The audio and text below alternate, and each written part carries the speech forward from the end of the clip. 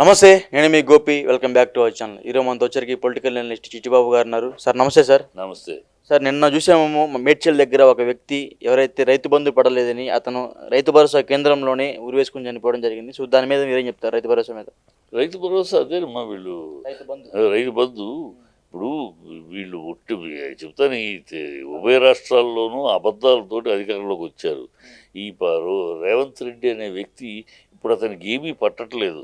రేవంత్ రెడ్డికి ఉన్న సమస్య ఖమ్మం దగ్గర ఈ రేవంత్ రెడ్డికి ఉన్న సమస్యల్లో తన పదవిని కాపాడుకోవడానికి ప్రయత్నాలే సరిపోతుంది అతనికి. తన పదవిని కాపాడుకోవడానికి రాహుల్ కాళ్ళు పిసకటం, బంచర్ కాల్ముక్త అమ్మ అని సోనియా గాంధీ కాళ్ళ దగ్గర కూర్చుంటాం, తన పదవిని కాపాడడానికి మూటలు సూట్ కేసులు తయారు చేయటం, ఆ కార్యక్రమాల్లో ఉన్నాడు. ఎందుకంటే పక్కన కోమటిరెడ్డి రెడీగా ఉన్నాడు. కోమటిరెడ్డి తనకన్నా అనుభవజ్ఞుడు, తనకన్నా ఇండస్ట్రీస్ బచ్చి సర్కిల్ ఉన్నవాడు. సూట్ కేసులు పెద్ద పెద్ద సూట్ కేసులు రెడీ చేయగలడు. తనతో పోటీ పడాలంటే తనకన్నా పెద్ద సూట్ కేసులు రెడీ చేయాలి. లేకపోతే తను తప్పించేసి రెండో కృష్ణుడు రెడీగా ఉన్నాడు. అధిష్టానం సూచన కూడా ఇచ్చింది, నువ్వు ఏమాత్రం అప్రమత్తంగా ఉన్నా రెండో కృష్ణుడు రెడీ అయిపోతాడని. అతను కూడా చెప్తాను, నువ్వే ముఖ్యమంత్రి అని సోనియా గాంధీ ఎప్పుడో చెప్పింది నాకు, కానీ పరిస్థితులలో ప్రస్తుతానికి అది చేశారు, త్వరలో జరుగుద్దని అతను కూడా చెప్తున్నాడు. సో దీని నుంచి బయటపడటానికి ఆ ప్రయత్నంలో ఉన్నాడు. అందుకనే ఇక్కడ ఎన్ కన్వెన్షన్ మీద దూకాడు. ఎన్ కన్వెన్షన్ ఎందుకు దూకాడు? ఎన్ కన్వెన్షన్ కోర్టులో ఉంది. అంటే రాష్ట్ర ప్రజలందరూ ఏమనుకుంటున్నారంటే హైడ్రా అనేది ప్రజలందరికీ మంచి జరుగుతుంది అనుకుంటున్నాడు. దానికి మరి మీరు వ్యతిరేకంగా చెప్తున్నట్టుంది. నేను వ్యతిరేకం కాదు, హైడ్రాని వ్యతిరేకం కాదు. హైడ్రాని ఎలా ఉపయోగిస్తాడు రేవంత్ రెడ్డి అనే విషయమే చెప్తున్నా.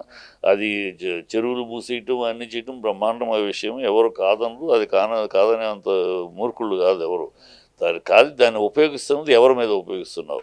కేవలం నీ కోసం ఉపయోగిస్తున్నావు. నువ్వు ఓవైసీకి నోటీస్ ఎందుకు ఇవ్వలేదు? నిజమైతే ఓవైసీకి ఎందుకు ఇవ్వలేదు? పచ్చి ఓపెన్ కదా నదిని మూసేసి కట్టాడని. ఓవైసీ ఏమంటున్నారంటే ఇప్పుడు కట్టిన సెక్రటరియట్ కూడా ఏదైతే విషయం దగ్గరలో ఉంది, సో అది కూడా కూల్చేయాలంటున్నారు. ఓవైసీ ఏదైనా అనొచ్చు. నువ్వు ప్రభుత్వంగా హైడ్రాని పెట్టావు, హైడ్రా పెట్టినాక చెరువులు గిరువులు కబ్జా చేసిన వాళ్ళందరినీ కూల్చేస్తానన్నావు.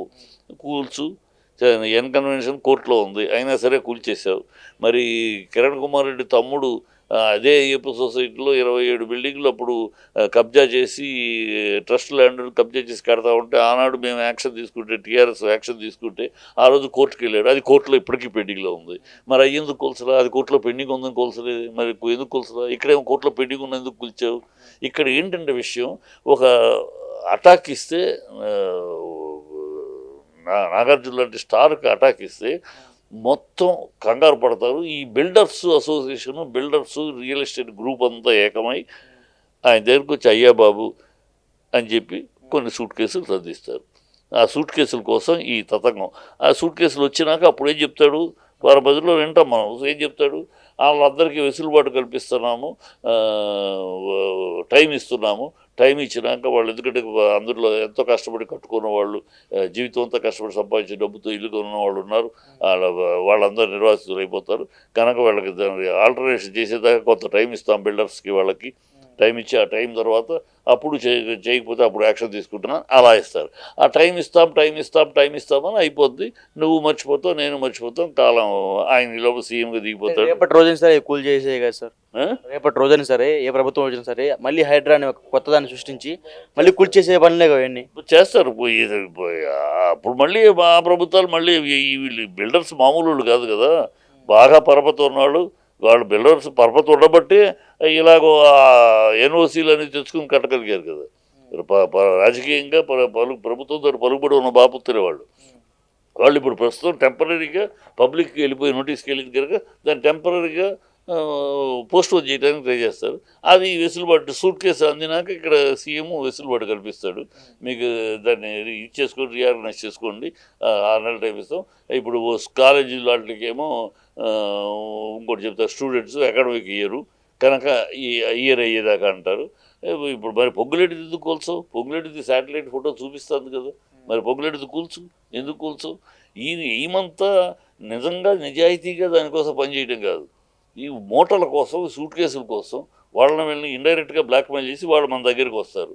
వచ్చినప్పుడు ఈ చూడండి, ఎందుకంటే ఎందుకు అతను కాన్సన్ట్రేషన్ దాని మీద అంటే ఆ సూట్ కేసులు గట్టి సూట్ కేసులు ఇవ్వగలిగితేనే ఇతను పదవిలో కంటిన్యూ అవుతాడు. లేకపోతే కోమటిరెడ్డి వెంకటరెడ్డిగా ఉన్నాడు. అంతసేపు అతని ఆలోచన అదే. ఆ ఆలోచనలోనే ఉన్నాడు. ఎట్లా తను కాపాడుకోవాలి, ఎట్లా తన పదవిని నిలబెట్టుకోవాలి, ఎట్లా కోమటిరెడ్డిని అటాక్ నుంచి బయటపడాలి, ఇదే ఈ తాపత్రయంలో ఉన్నాడు. రైతు బంధు అందరికి పడిందా పడలేదు అంటారు? పడలేదు, అందరికీ పడలేదు, గ్యారెంటీకి పడలేదు. అది దానికి ఏదో కథ చెప్తారు. మొత్తం అసలు రుణమాఫీ అనేది 49 లక్షల కోట్లు, దాన్ని 17 లక్షల కోట్ల వరకు ఇచ్చారు. దాన్ని మొత్తం చేసేసా 49 లక్షల కోట్ల 49,000 కోట్ల 49,000 కోట్లు, 49,000 కోట్లని 17,000 కోట్లు ఏదో ఇచ్చారు. మిగతా అంతా అది మొదటి విడతలో ఇచ్చారు, మిగతా మొత్తం సెకండ్ విడతలో క్లియర్ చేసి చెప్తున్నారు. ఆగస్టు 15కి మొత్తం ఇచ్చేస్తామని కదా చెప్పారు. ఆగస్టు 15కి ముందు నవంబర్ ఒక నెల ముందు వాళ్ళు మొత్తం సగం క్లియర్ చేశారు. ఎక్కడ క్లియర్ చేశారు? క్లియర్ చేయటం అంటే ఏంటి? మొత్తం క్లియర్ చేయటం అంటే ఏంటి? మొత్తం క్లియర్ చేయటం. దీంట్లో కొంత చేసి మళ్ళీ కొంత చేస్తాము, దాంట్లో ఇనీషియల్ తేడా ఉంది, ఇంకోటి కుంటి సాకులన్నీ చూపించి ఇనీషియల్ తేడా ఉంది అని మళ్ళీ ఇంకోసారి వెరిఫై చేస్తాం. ఇవన్నీ టైం పాసింగ్ గెయిన్ చేయటమే. టైం గెయిన్ చేయడం చెప్పిన మాట ఆగస్టు ముందు అసలు డిసెంబర్ 9వ తారీఖే చేస్తామన్నారు. ఆగస్టు దాకా టైం తీసుకున్నారు. ఓకే, 7 నెలలు టైం తీసుకున్నారు. 7 నెలలు ఇక్కడ ఆగస్ట్ అంటే 8 నెలలు, 8 నెలలు టైం తీసుకున్నారు. 8 నెలలు టైం తీసుకుని మళ్ళీ దాంట్లో 1/3 ఇచ్చి 2/3 ఇంకా మేము అది ఉన్నాయి ఇది ఉన్నాయి మేనమేషాలు లెక్క పెడతా ఉంటే డ్రామా. ఈ డ్రామాలు చేయటం ప్రజలను మభ్యపెట్టడం, అది చేసేస్తాం ఇది చేసేస్తాం హడావిడి చేయటం, అంత చేసి డబ్బులు దోచుకునే మార్గాలు వెతుకుతున్నారు వాళ్ళు. డబ్బులు మూటలు సూట్ కేసులు దోచుకునే మార్గాలు వెతుకుతున్నారు. ఆ పనిలో ఉన్నాడు ఆయన పాపం. ఆ పదవి కాపాడుకునే దీంట్లో ఉన్నాడు అంతే. ప్రజలు ఏదో వచ్చాం గెలిచేసాం, అబద్ధాలు ఆడాం, ఇంకోటి ఆడాం. చాలా మంది రైతులు ఈ రైతు బంధు పడలేని చనిపోవడం జరుగుతుంది. సో దాని మీద మీరేం చెప్తారు? అదే మనకి నీకు నాకు అయ్యో రైతులు చచ్చిపోతున్నారు, నువ్వు నేను బాధపడుతున్నాం. ఆయన ఏం బాధపడతాడు? ఆయన రైతులు సస్తే ఇంకోళ్ళు సస్తే ఆయన పదవి నిలబడాలి, కోమటిరెడ్డి పోటీ తట్టుకుని తను కంటిన్యూ అవ్వాలి. ఇది కదా ఆయన ఈ గోలు.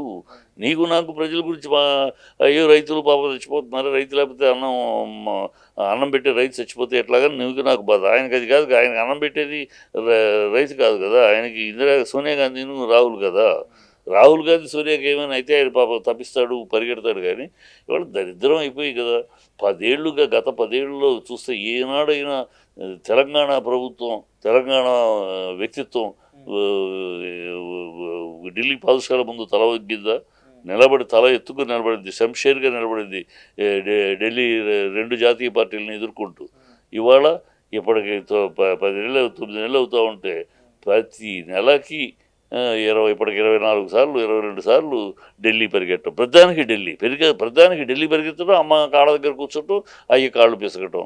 ఈ దౌర్భాగ్యం ఢిల్లీ పాదశాల దగ్గర తల వంచి వాళ్ళ బాంఛన కాలముక్త జరిగే దరిద్రం వాళ్ళ తెలంగాణ ఔన్నత్యానికి, తెలంగాణ వ్యక్తిత్వానికి, తెలంగాణ దమ్ముకి, తెలంగాణ పౌరుషానికి దెబ్బ కొడుతున్నారు. ఈ ప్రజలు చూస్తున్నారు. ఈ దరిద్రం ఏంటి? సింహాన్ని కూర్చోబెట్టి ఈ చిట్టీలు కళ్ళు మనం ముఖ్యమంత్రులు చేసాం, ఎంత తప్పుడు పని చేసాం, అల్పులకు అధికారం ఇస్తే ఎంత అసహ్యంగా ఉంటుంది, వాళ్ళ భాష, వాళ్ళ భాషలు, వాళ్ళ చర్యలు ఎంత హీనంగానే ఎంత రీచిగా ఉంటాయని నిలువెత్తు నిలువుటద్దం, దర్పణం